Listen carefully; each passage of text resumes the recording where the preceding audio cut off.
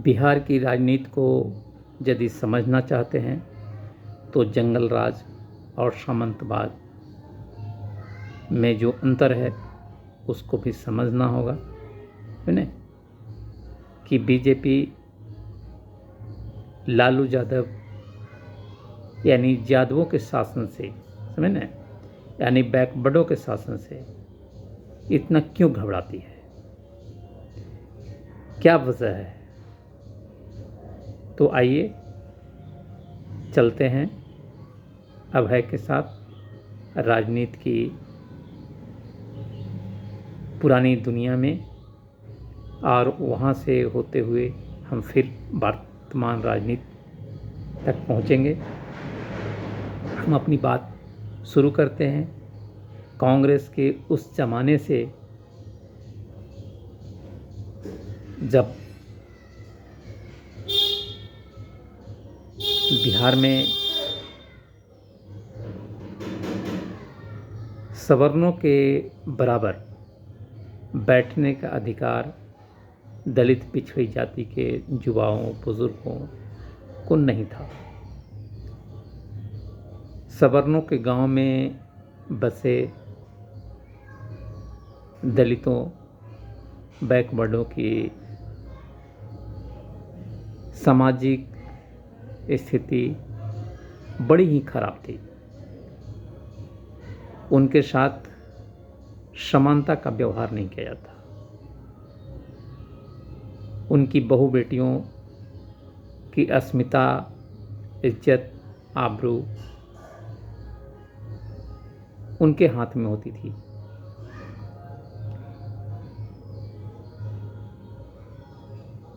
जब आगे हम बढ़ते हैं तो देखते हैं कि डोभिया प्रसबिघा, मीन बरसिम्हा जैसे कांड कांग्रेस के शासनकाल में हुए थे। और एक कांग्रेस जो है, जो जनाधार वोटर है कांग्रेस का, जो इस कांड का मास्टर माइंड था, मैंने उस सारे के सारे आज भाजपा के जनाधार वोटर माने जाते हैं। भाजपा के जनाधार वोटर कौन है? तो भूमिहार जाति के लोग 90% से ऊपर भाजपा के समर्थक हैं। राजपूत समाज के लोग भाजपा के समर्थक हैं। वैश्य बिरादरी के लोग भाजपा के समर्थक हैं। दूसरी तरफ हम जाते हैं तो बैकवर्ड और दलितों का एक बहुत बड़ी कौम जो बराबरी का अपने हक की लड़ाई लड़ रही थी, जो कभी लालू यादव के साथ हुआ करते थे, जिसके बदौलत लालू ने सत्ता प्राप्त की थी और उसके शासनकाल को ये बीजेपी के लोग जंगल राज कह रहे हैं। निस्संदेह लालू यादव के शासनकाल में डोभिया प्रसबिघा, मीन बरसिम्हा जैसे कई कांड हुए, है ना, और खुल करके कांड हुए, है ना। और इस सारे कांड प्रतिक्रियावश, इसमें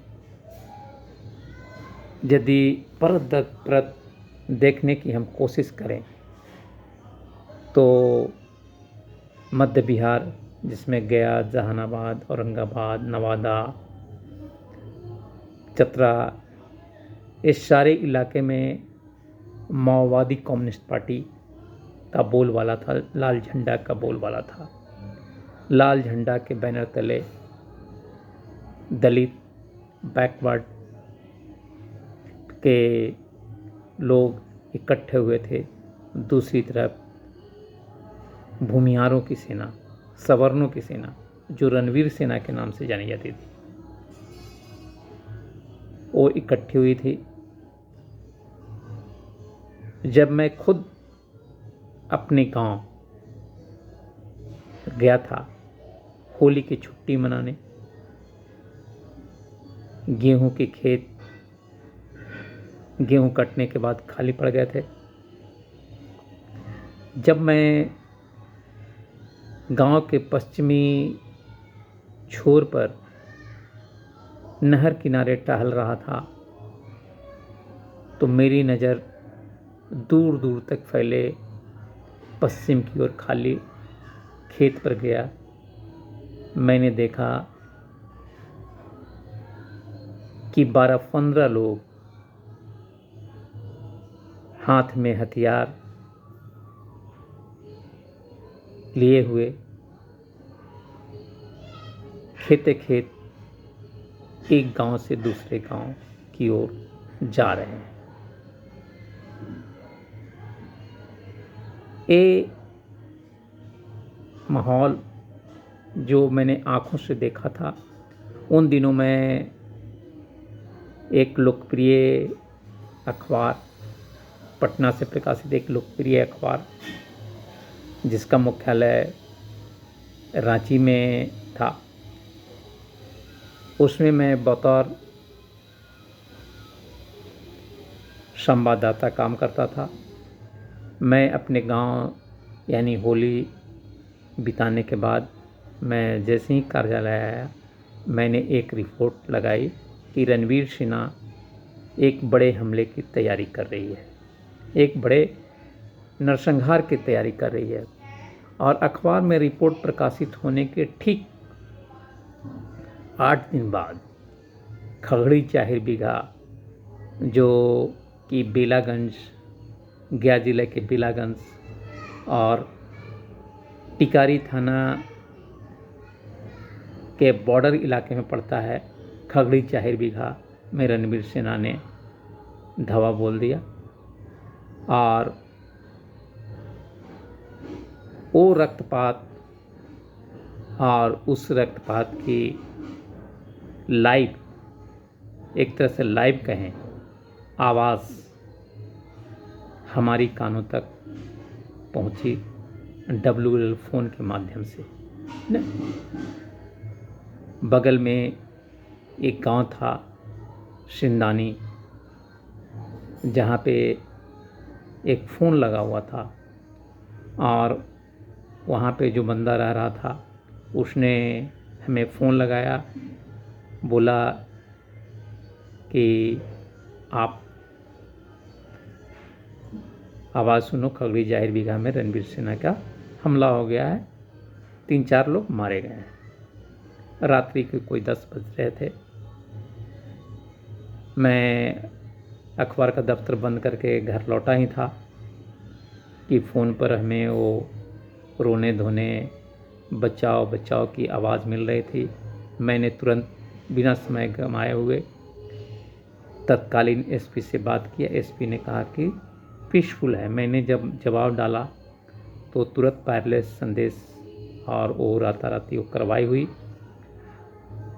और वो अखबार जो पटना से प्रकाशित था उसने उस खबर को लिया कि खगड़ी जाहिर बीघा में रणवीर सेना का हमला हो गया है और लोग मारे गए हैं।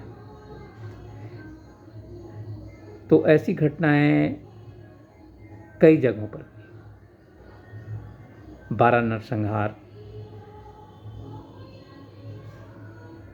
भी हुआ, फिर मियाँपुर नरसंहार जो गया औरंगाबाद के बॉर्डर पर है। ये सारे नरसंहार लालू यादव के शासनकाल में हुए थे और ये सारे नरसंहार प्रतिक्रिया, बस कहीं रणवीर सेना मार रही थी तो कहीं MCC के लोग। जब MCC के लोग खास करके भूमिहारों के गांव पर जब हमला कर रहा था, करता था तो वो बच्चों और महिलाओं पे अत्याचार नहीं करता। लेकिन रणवीर सेना के लोगों ने न बच्चों को छोड़ा, न बूढ़ों को छोड़ा, और जवान को तो छोड़ने की बात ही नहीं थी। इसको वो जंगल राज कहते हैं। लेकिन उससे हम पीछे जाते हैं, लालू यादव के शासनकाल से पहले की बात हम करते हैं, जो कभी कांग्रेस का शासनकाल था, है ना। उस जमाने में क्या होता था, है ना। उस जमाने में बहू बेटियों की, दलितों के बहू बेटियों की, पिछड़ों की बहू बेटियों की कोई इज्जत नहीं थी, जो सवर्णों के गांव में रहते थे। उनके रहमो करम पे गांव में रहना होता था। उनके खेत जोतने पड़ते थे ज़बरदस्ती, है ना। और जो मजदूरी वो तय करते थे उससे ज़्यादा मिलने की तो बात ही नहीं, हाँ कम जरूर मिलती थी। तो ये था जंगल राज। हाँ, लालू यादव के शासनकाल में अपहरण हुए। किसके अपहरण हुए और अपहरण क्यों हुए, इस चीज़ को भी समझना होगा। अपहरण पैसों वाले की हुई, गरीब गुरुओं का तो अपहरण नहीं हुआ। कोई सवर्ण जो गरीब है उसका तो अपहरण नहीं हुआ। पैसे वालों का अपहरण हुआ, और वो पैसे के लिए अपहरण हुआ, है ना। और समाज में रहना है तो बराबरी, समानता का व्यवहार यदि आप नहीं रखते हैं तो कोई ना कोई तो ये बात बदला लेगा, है ना। और लालू यादव के शासनकाल में ये हुआ, है ना। आपने लूटा, अगले ने आपको लूट लिया।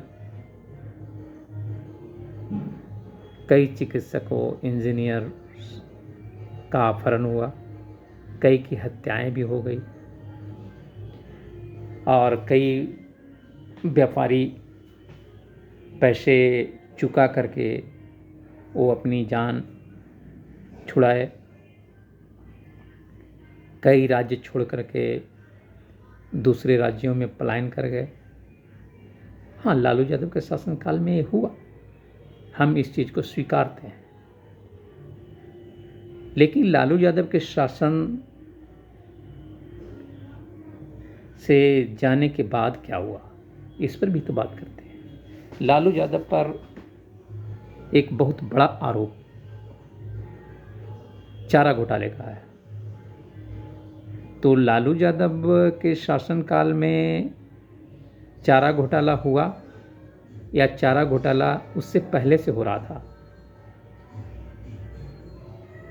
तो यदि इस चीज़ को हम समझते हैं और समझने की कोशिश करते हैं चारा घोटाला को, तो ये जगन्नाथ मिश्रा के दौर से ही हो रहा था, और जिसमें जगन्नाथ मिश्रा को जेल भी हुआ था, जो कांग्रेस के कभी मुख्यमंत्री हुआ करते थे, एक अहम किरदार हुआ करते थे बिहार राजनीति की।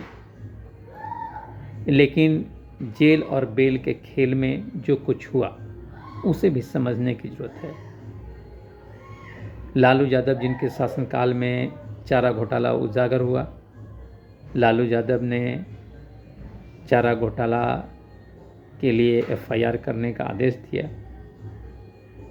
उसकी सीबीआई जांच हुई और लालू यादव को प्लांट वे में, है ना, उनको जेल में भेज दिया गया। और आज भी सीबीआई, सीआईडी का दुरुपयोग करके लालू और लालू के लालों को परेशान किया जा रहा है। कोई राजनेता यह बता दे कि सत्ता में आने से पहले उसके पास प्रॉपर्टी क्या थी और आज उसके पास प्रॉपर्टी क्या है। और कहाँ से आए इतने पैसे? आप करोड़ों रुपया चुनाव लड़ने में पानी की तरह खर्च करते हैं, वो पैसे कहाँ से आए? किसके पैसे हैं? किसने चंदा दिया?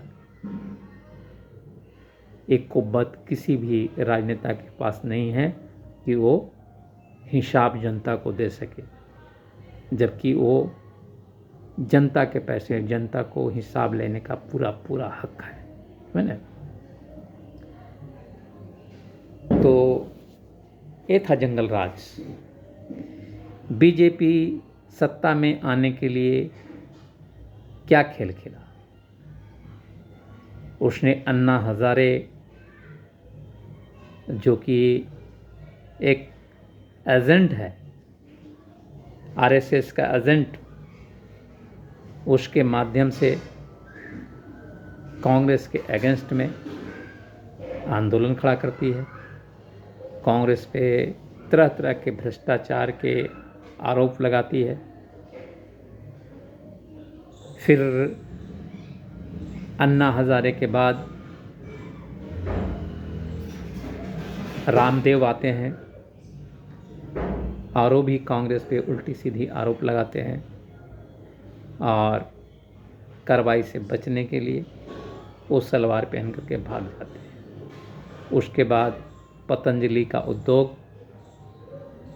बीजेपी का शासनकाल, पतंजलि ने उस घटना के बाद कितना कुछ कमाया, इसका हिसाब क्या रामदेव देंगे? भाजपा ने आम जनता से वादा किया, हम काला धन लाएंगे, हम नाम बताएंगे किसके किसके पैसे रखे हुए हैं स्विस बैंक में। काला धन तो आया नहीं, नाम आज तक बताया नहीं। इसी दौर में वो वादा किए 15-15 लाख रुपए हर के अकाउंट में जाएगा। अकाउंट आज भी खाली है। जनधन खाते खुलाए गए, पैसा आएगा, पैसा आया भी, लेकिन 15 लाख किसी के अकाउंट में नहीं आया दोस्तों। गैस सिलेंडर को जो 10 रुपया बढ़ता था, तो स्मृति ईरानी, जो कभी भाजपा की दबंग नेत्री हुआ करती थी, सिलेंडर पर उछल कर बैठ जाती थी, प्रदर्शन होता था। क्या उसके दाम कम हुए? नहीं, उसके दाम दुगने हो गए। पेट्रोल की कीमत दुगने हो गए। साबुन, सर्फ, पेन, पेंसिल, कागज़, किताबों के दाम दुगने हो गए, चौगुने हो गए। यह कौन सा जंगल राज है? ये किस तरह का सामंतवाद है? बीएसएनएल कंगाल हो गया, एलआईसी कंगाल हो गया। कहाँ गए ये सब मुनाफे में चलने वाले? डिजिटल इंडिया के नाम पे दिल्ली जैसे महानगर में रिलायंस के हाथों बेच दिया गया। यूपीआई से फ़ायदे हुए हैं, पैसे तेज ट्रांसफर होते हैं, इंटरनेट फास्ट हो गई है, कोई दिक्कत नहीं है। लेकिन बीएसएनएल बर्बाद हो गया। एक सरकारी कंपनी थी, बर्बाद हो गया।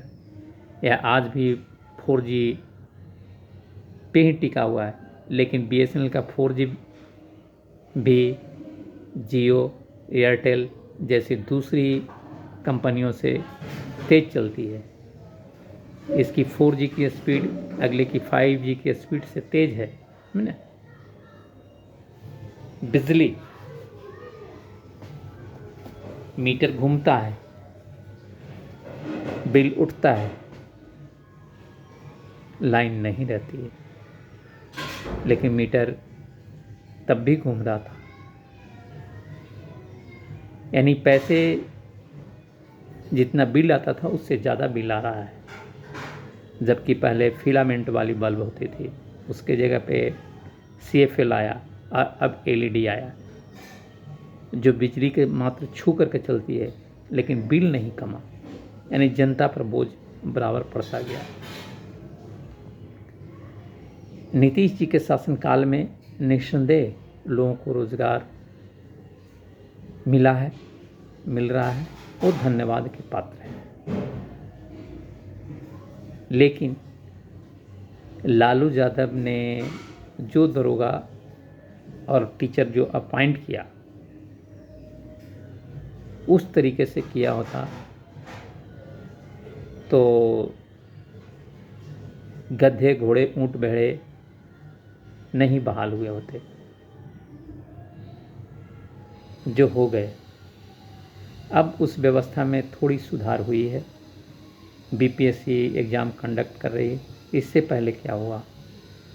इससे पहले तो सभी को डिग्री दिखाओ, यहाँ भरो वहाँ भरो, नौकरी लो।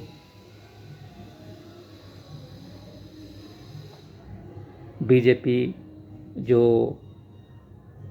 प्रति वर्ष 2.5 करोड़ रोजगार युवाओं को रोजगार देने की बात करती थी, किसी को रोजगार नहीं मिला। हाँ, सहारा इंडिया का पैसा जरूर ये लोग खा गए।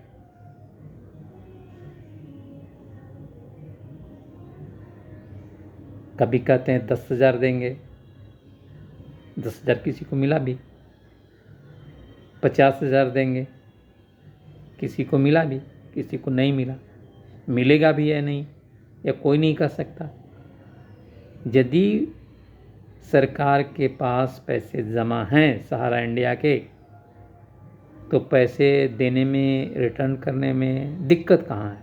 यदि उसके सारे कागज पत्तर सही हैं, पैसा इन्वेस्टर के, तो उसके पैसे रखने का हक केंद्र में बैठी बीजेपी सरकार को है। क्या जवाब देंगे वो किसी मंच से कि हक है, उनको पैसा कब तक दे रहे हैं? इस पर कोई बात नहीं करेगा। हाँ, इस पर बात होगी, जंगल राज वालों से दूर रहो और सामंतवाद को फिर से बुलाओ। हमें ऐसा सामंतवाद नहीं चाहिए, हमको वही जंगल राज दे दो जिसमें हम बराबरी की अपनी लड़ाई, जो बाबा साहब ने शुरू की थी, समता समानता का अधिकार की बात, हम वही चाहते हैं।